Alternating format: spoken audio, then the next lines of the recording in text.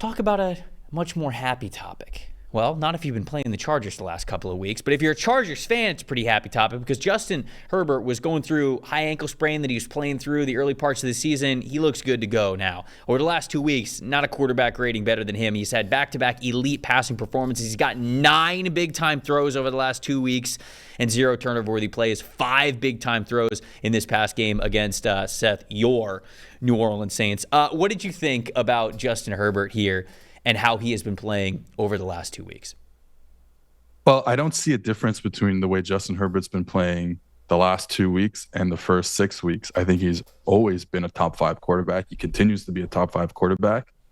And that's it. Like this is a guy who is, it's sad to think that we've just kind of forgot about him because he's in LA, where I think we believe that there's a rebuild happening, and there is, no doubt.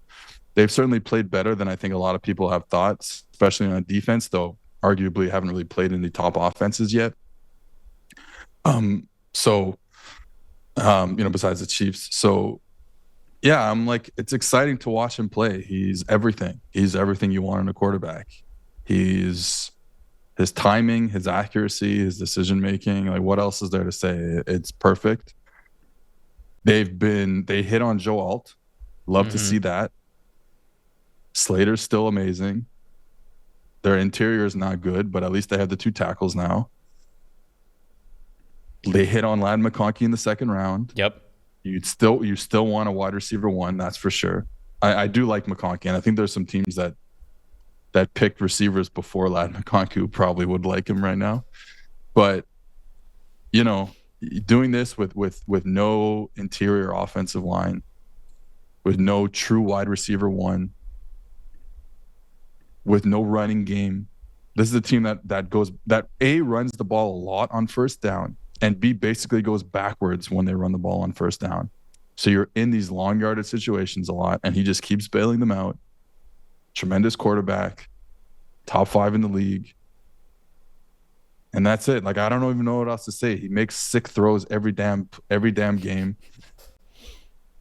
Eventually, everything will connect spiritually, emotionally for the Los Angeles Chargers, and they're going to win a lot of games because he's too good for them to not have as good outcomes for that level of quarterback play.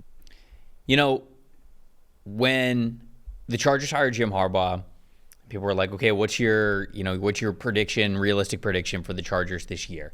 I wasn't super bullish on them this year. I felt like they were going to win 7-ish games. I just didn't love the rest of the team. But anytime that I previewed the Chargers, I was like, okay, but 2025?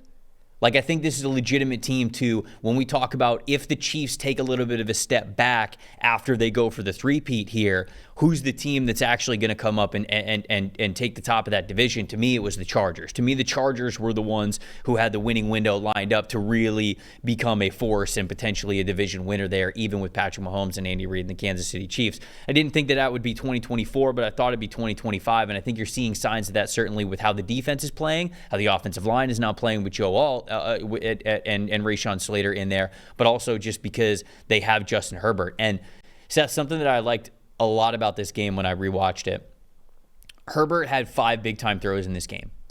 4 of them came on second down. And not just second down, but like second and long situations. 2nd and 12, 2nd and 9, 2nd and 18, 2nd and 20 and 12 once again. And these are all like, okay, you think the defense has the advantage here, right? They really were able to either stop you on first down or get you to go backwards on first down. That's to the defense's advantage. There are some offensive coordinators that on 2nd and long, especially on 2nd and 10 plus, they're just playing to get to like 3rd and 5. Let's get to 3rd and 5, 3rd and 4 and manageable. They're calling plays right now for Justin Herbert to sling it. It's like, all right, 2nd and 12, go get the first down if he's open. Let's go for the first down. To me, I think that offensive coordinators a lot in the NFL sometimes like get in their own head and they go, okay, we got to set up third and manageable. We got to set up third and manageable. And they forget that the goal is not third and manageable. Like the goal is first downs. And if you have the ability, if you have a player at quarterback, if you have the weapons to be able to do it, if you have the right setup and how you're attacking the defense to be able to continually attack past the sticks, do it. And Justin Herbert is that caliber of a quarterback. And I think this year, this past game specifically, was a great example of we have a player who can get us out of trouble at any point in time. We don't have to play for these third and short situations. We're getting first downs. We're scoring. Like, that's what we're trying to do here. That's the point of offense. And to me, I think that sometimes offensive coordinators just forget that because they want to put themselves in favorable situations. But he's a change the math type of a player, especially when you get in those 2nd and 10+ situations where you think this is going to be a win for the defense and it's not. And with one throw on 2nd down, he doesn't even have to wait till 3rd down. He's going to convert a first down on you. The only other big time throw that he had that wasn't on 2nd down was on 1st and 10. It was right at the red zone at the 20-yard line. He threw a touchdown in the back corner of the end zone. So to me, the aggressiveness that he has as a passer on early downs in this game really showed. We love to talk about like, oh, okay, like what is his quarterback like on 3rd down? Justin Herbert was so good, he didn't get to 3rd down on a lot of these situations because he was able to convert the football and push the ball deep down the field. So to me, that mentality and that chemistry, that faith that he has with their play caller is top notch for me. And it's truly yielding what I think is the highest potential, highest ceiling Justin Herbert we've seen yet in his career. Justin Herbert's the highest graded passer on 2nd and 7+ this season. I believe it, certainly after last week. Yeah, like you're 100% right. Like that he is. And it's like he has no choice to be because of what I said about them going backwards on 1st and 10 all the time. Like they're just not creating successful plays in the run game on first and 10. And so you're going backwards. Now, the caveat is like, they haven't played a great defense. You have a in the last 2 weeks. You have a Cardinals team that gives up a lot of space in the passing game. You have a Saints team that wants to play tight man coverage but can't get to the quarterback. So like there's issues with those two defenses. But still, like the timing is so good that it almost doesn't matter. Now they're going to play teams and they have played teams that are going to get tighter to their routes. Like it's just going to happen.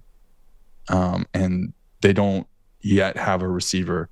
And as I'm watching, and I like Ladd McConkey. Yeah, I thought he was one of my favorite receivers coming out this past season.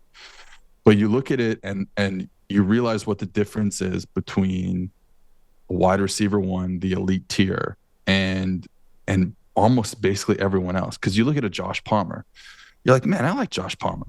Like he makes plays. You're like, oh, he's good. I like Josh Palmer.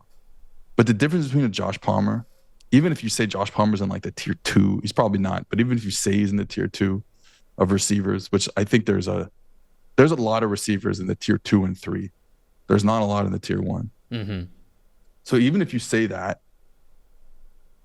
you look at the difference between what a Jefferson, an A.J. Brown, a Jamar Chase, Malik Neighbors, like what that does to an offense. We're going to talk about it when we talk about Jalen Hurts in a minute. And them not having that and still having this type of success is unbelievable. It's unbelievable. Like, these are not great yak receivers.